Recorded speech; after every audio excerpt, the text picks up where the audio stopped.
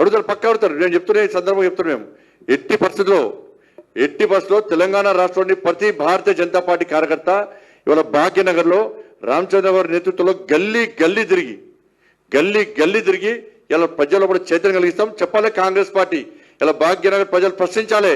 2500 రూపాయలు ఎంతమంది మహిళలకు ఇచ్చినవి? ఇవాళ భాగ్యనగర్లో 4000 రూపాయలు ఎంతమంది తాతమ్మలకు ఇచ్చినావు, అమ్మమ్మలకు ఇచ్చినావు? ఇవాళ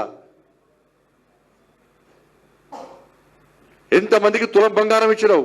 ఎంతమందికి స్కూటీలు ఇచ్చినావు? ఎంతమందికి ఉద్యోగాలు ఇచ్చినావు? 2 సంవత్సరాల్లో కనీసం భాగ్యనగర్లో ఈ జిహెచ్ఎంసీ పరిధిలో కానీ చుట్టుపక్కల జిల్లాలో ఒక్క తట్ట మొరం పోసిన దాఖలాలు.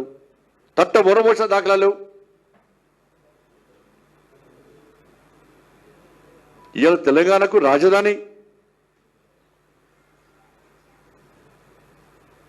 తెలంగాణ రైజింగ్ అని చెప్పి గ్లోబల్ సమ్మిట్ పెట్టినావు. 5,70,000 కోట్ల రూపాయలు పెట్టుబడులు వచ్చినాయి. ఎక్కడున్నాయి అవి?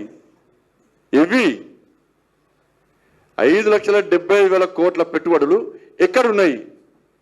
ఒక్క యూనిట్ అన్న ప్రారంభించినవా? ఒక్కరికైనా ఉద్యోగం ఇచ్చినవా? కనీసం దాని ద్వారా అందాల పూట్ల ఖర్చు పెట్టే పైసలు కూడా రాలే.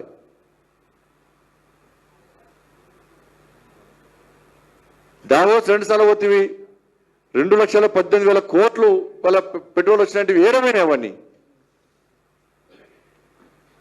ఇవన్నీ? ఎంతమందికి ఉద్యోగాలు ఇచ్చినావు? ఎన్ని పెట్టుబడులు వచ్చినావు? ఎన్ని యూనిట్లు ప్రారంభించినావు?